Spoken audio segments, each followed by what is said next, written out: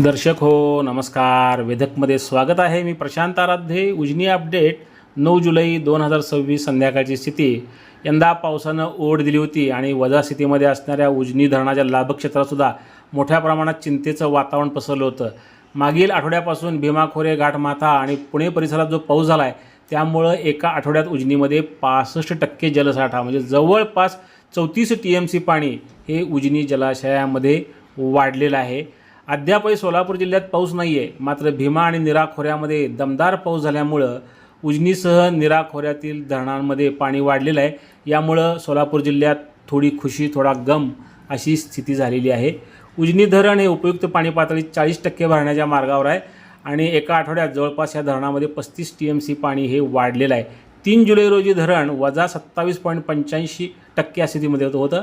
मात्र आज 9 जुलै रोजी हे धरण संध्याकाळी उपयुक्त पातळी 37.57% अशा स्थितीमध्ये आहे आणि अद्यापही दौंड जवळून उजनी जलाशयात 57,000 क्युसेकनं पाणी मिसळतं आहे. येत्या काही तासात धरण टक्केवारीची 40 पूर्ण करेल. धरणातला एकूण पाणीसाठा हा 83.79 TMC इतका आहे. यातलं उपयुक्त पाणी हे 20.13 TMC इतका आहे.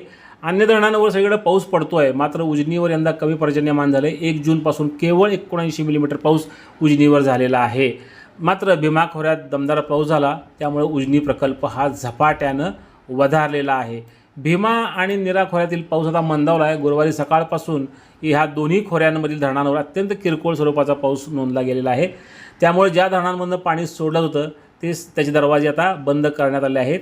खडकवासला धरणाचे दरवाजे बंद केल्यामुळे पुणे बंडगारांचा विसर्ग कमी होऊन तो केवळ 13,000 क्युसेक इतका झालेला आहे.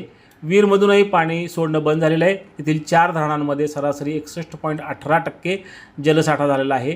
भाटघर धरण 48.35% भरले, देवघर 56%, वीर 100%, तर गुंजोणी प्रकल्प 58.48% इतका भरला. या 4 धरणांमध्ये मिळून 29.57 TMC उपयुक्त पाणीसाठा झालेला आहे.